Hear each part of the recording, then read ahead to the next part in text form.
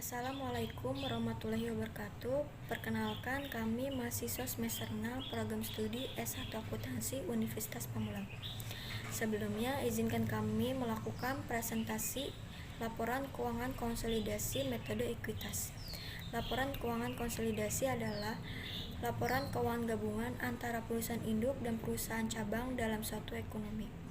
Laporan konsolidasi ini menyajikan posisi keuangan dan hasil operasi untuk perusahaan induk dan perusahaan cabang seakan-akan perusahaan tersebut yaitu satu perusahaan atau satu entitas. Laporan konsolidasi ini diperlukan apabila salah satu perusahaan bergabung memiliki hak kontrol yang lebih terhadap perusahaan lain. Jika tidak memiliki hak kontrol yang lebih terhadap perusahaan lain, mereka merupakan badan usaha mandiri, sehingga mereka membuat laporan keuangannya sendiri. Seperti yang sudah dijelaskan sebelumnya, bahwa laporan keuangan konsolidasi disusun jika salah satu perusahaan memiliki kontrol yang lebih terhadap perusahaan lain. Dalam hal ini, perusahaan tersebut adalah perusahaan investor. Hak pengendalian diasumsikan diperoleh apabila salah satu perusahaan yang bergabung memperoleh lebih dari 50% hak suara pada perusahaan lain. Laporan keuangan dengan metode ekuitas.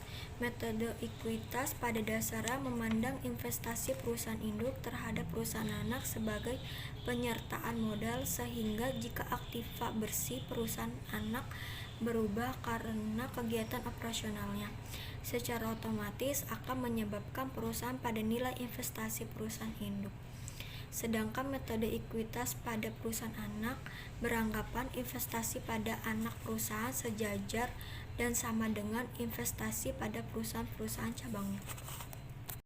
Alasannya diterapkan metode ekuitas juga didasarkan pada sebuah fakta bahwa induk perusahaan atau perusahaan induk dan perusahaan anak ini bagian dari satu kesatuan, sebuah usaha, sehingga perubahan-perubahan yang terjadi di dalam hak pemegang saham perusahaan anak harus diakui dan harus dicatat dalam perusahaan induk untuk mengikuti dan melaporkan posisi keuangan dan perkembangan usahanya secara lengkap. Selanjutnya, saya akan menjelaskan beberapa perkiraan akun yang perlu diperhatikan, antara lain: 1. Perkiraan investasi saham dalam anak perusahaan akan berubah jumlahnya apabila anak perusahaan melaporkan adanya laba rugi atau pembagian dividen. 2. Perkiraan kas akan berubah jumlahnya apabila induk perusahaan melaporkan adanya laba rugi atau pembagian dividen. 3. Perkiraan piutang dividen anak perusahaan timbul karena perusahaan mengumumkan dividen namun belum dibayarkan. Perkiraan ini harus dihapuskan apabila telah dibayar tunai. 4. Perkiraan laba yang ditahan atau return earning induk perusahaan akan berubah jumlahnya apabila anak perusahaan melaporkan adanya laba atau rugi. Selain itu, berubah juga karena adanya laba atau rugi milik induk perusahaan sendiri. 5. Perkiraan laba yang ditahan atau return earning anak perusahaan akan berubah jumlahnya apabila ada laba rugi atau pembagian dividen pada anak perusahaan sendiri. Dalam kertas kerja, penyusunan harus sudah menunjukkan saldo akhir pada laporan keuangan konsolidasi. Artinya sudah diperhitungkan perubahan jumlahnya. Pemilikan 20% sampai 50% disarankan untuk menggunakan metode ekuitas. Pemilikan saham secara mayoritas sehingga dapat mengendalikan perusahaan anak, yaitu pemilikan lebih dari 50% juga dapat menggunakan metode ekuitas. Dalam pemilikan di atas 50% ini, perusahaan induk diharuskan menyusun laporan keuangan konsolidasi. Prosedur pencatatan investasi metode equity. Jika laba, maka perusahaan induk akan mencatat mendebit rekening investasi saham pada perusahaan anak dan mengkredit laba yang ditahan. Sedangkan jika rugi, perusahaan induk akan mendebit laba yang ditahan dan mengkredit investasi saham pada perusahaan anak. 1. Mengeliminasi semua rekening timbal balik atau resipokal akun. Semua rekening yang dicatat oleh kedua belah pihak, perusahaan induk dan perusahaan anak, untuk satu transaksi yang sama. 2. Menyusun kertas kerja digunakan untuk mempermudah penyusunan laporan keuangan. Selanjutnya, perkenalkan, nama saya Dinda Putri Lestari Di video ini saya akan membahas contoh kasus pencatatan investasi dengan metode ekuitas.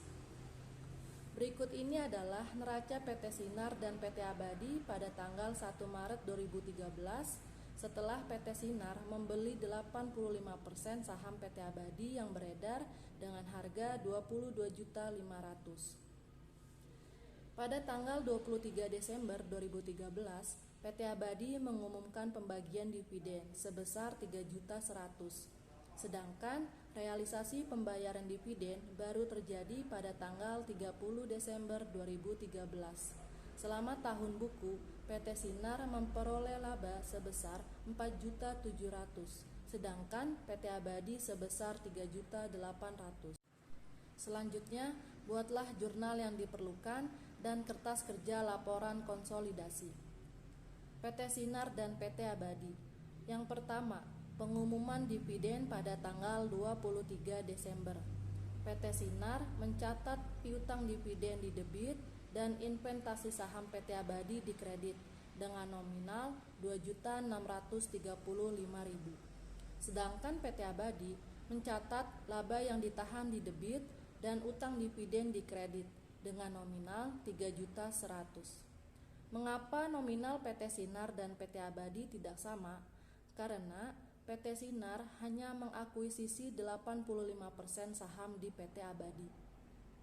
Jadi 3.100.000 dikali 85% yaitu Rp2.635.000. Yang kedua, pembayaran dividen pada tanggal 30 Desember. PT Sinar mencatat kas di debit dan piutang dividen di kredit dengan nominal Rp2.635.000. Sedangkan PT Abadi mencatat hutang dividen di debit dan kas di kredit dengan nominal Rp3.100.000. Yang ketiga, mencatat laba anak perusahaan. PT Sinar mencatat investasi saham PT Abadi di debit, laba yang ditahan PT Sinar di kredit dengan nominal Rp3.230.000. PT Abadi tidak mencatat. Yang terakhir, mencatat laba 31 Desember. PT Sinar mencatat kas di debit dan laba yang ditahan di kredit pada nominal Rp4.700.000. Sedangkan PT Abadi mencatat kas di debit dan laba yang ditahan di kredit dengan nominal Rp3.800.000. Selanjutnya kita menghitung nominal dari masing-masing akun. Akun yang pertama, kas PT Sinar 4.300.000 yaitu pada neraca ditambah 2.635.000 yaitu pada jurnal transaksi yang kedua pada saat pembayaran dividen 30 Desember. Kasnya ada di debit berarti bertambah karena saldo normal kas ada di debit. Jika di debit bertambah, jika di kredit berkurang. Lalu kita cari lagi apakah ada kas. Ada, yaitu di transaksi terakhir mencatat laba. Kasnya ada di debit dengan nominal 4.700.000. Lalu ketiganya ditambahkan hasilnya 11.635.000. Yang kedua, kas PT Abadi 4 juta pada neraca ditambah 3.800.000 pada jurnal di bagian terakhir yaitu di debit berarti bertambah dan mengurangi 3.100.000 pada transaksi yang kedua. Kasnya ada di kredit berarti berkurang. Lalu totalnya adalah 4.700.000. Yang ketiga, investasi saham PT Abadi 22.500.000 ada di neraca dan ditambah 3.230.000 ada di jurnal bagian ketiga. Mencatat laba anak perusahaan ada di debit berarti bertambah. Sama dengan kas, saldo normalnya di debit berarti kalau di debit menambah, kalau di kredit mengurangi.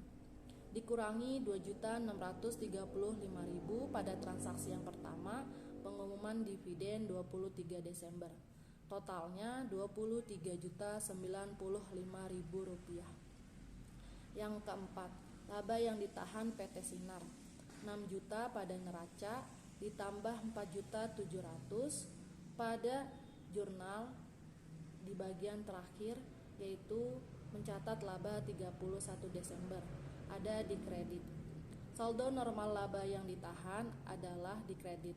Jadi jika di kredit ditambah, jika di debit mengurangi. Lalu ada lagi 3.230. Transaksi yang ketiga mencatat laba anak perusahaan. Ketiganya ditambah, totalnya Rp13.930.000. Yang kelima ada laba yang ditahan PT Abadi. 2.500.000 ditambah 3.800.000 dikurang 3.100.000. Hasilnya 3.200.000. Dan yang terakhir ada goodwill. 22.500.000 dikurang dengan hasil 85% dikali 15 juta. 15 juta itu adalah total dari modal saham PT Abadi ditambah agio saham PT Abadi ditambah laba yang ditahan PT Abadi pada neraca dengan nominal 9 juta ditambah 3.500.000 ditambah 2.500.000. Hasilnya 15 juta. Total goodwill adalah Rp9.750.000. Selanjutnya kita menjurnal eliminasi dan penyesuaian. Modal saham PT Abadi di debit Rp7.650.000, agio saham di debit Rp2.975.000, laba yang ditahan PT Abadi di debit Rp2.720.000, goodwill di debit Rp9.750.000, dan yang dikredit investasi saham PT Abadi Rp23.095.000. Selanjutnya, jurnal pada saat membeli saham 1 April. Modal saham PT Abadi di debit Rp7.650.000, agio saham PT Abadi di debit Rp2.975.000, laba yang ditahan PT Abadi di debit Rp2.125.000, goodwill di debit Rp9.750.000, dan yang dikredit investasi saham PT Abadi Rp22.500.000. Modifikasi metode equity, di mana perusahaan induk mencatat dan mengakui bagian atas laba atau rugi di perusahaan anak yang ditampung dalam rekening investasi saham dan mengakui pembagian dividen dari perusahaan anak sebagai realisasi dari investasi atau penanaman modal pada perusahaan anak disebut juga dengan metode yang konvensional. Hutang piutang antar perusahaan afiliasi di dalam neraca yang dikonsolidasikan tidak lagi dibenarkan melaporkan hak-hak dari perusahaan yang satu atas perusahaan yang lain yang berafiliasi atau sebaliknya. Kewajiban-kewajiban dari suatu perusahaan kepada perusahaan yang lain yang berafiliasi tersebut, saldo rekening-rekening timbal balik yang timbul dapat berasal dari transaksi penjualan, pemberian uang, piutang di antara perusahaan afiliasi, pembagian dividen oleh perusahaan anak, dan lain-lain. Masalah eliminasi terhadap wesel tagih dan atau wesel bayar yang telah didiskontokan dari sebagai suatu kesatuan usaha bagi perusahaan-perusahaan yang berafiliasi. Dengan diskontokannya wesel tersebut berarti timbulnya kewajiban untuk membayar wesel tersebut pada saat jatuh tempo kepada pihak di luar perusahaan afiliasi. Oleh sebab itu, proses penyusunan neraca konsolidasi mengikuti ketentuan sebagai A. Menghapuskan rekening-rekening wesel bayar pada perusahaan afiliasi. B. Menghapuskan rekening wesel tagih yang didiskontokan dengan rekening lawan wesel bayar yang berarti timbulnya kewajiban pada pihak luar. 3. Masalah penyesuaian dan koreksi sebelum penyusunan neraca konsolidasi. A. Tidak dipercayanya oleh salah satu pihak dari perusahaan yang berafiliasi terhadap informasi keuangan tertentu. B. Adanya pos-pos yang masih dalam proses sehingga suatu informasi telah dicatat oleh satu pihak tetapi belum dicatat oleh pihak yang lain berhubung dengan faktor waktu. Yang keempat, masalah selisih harga perolehan dari nilai buku saham. Pada metode ini, eliminasi terhadap saldo rekening investasi saham-saham perusahaan anak di mana jumlahnya selalu berubah-ubah didasarkan atas posisi terakhir hak-hak para pemegang saham perusahaan anak yang jumlahnya juga selalu berubah-ubah. Terima kasih.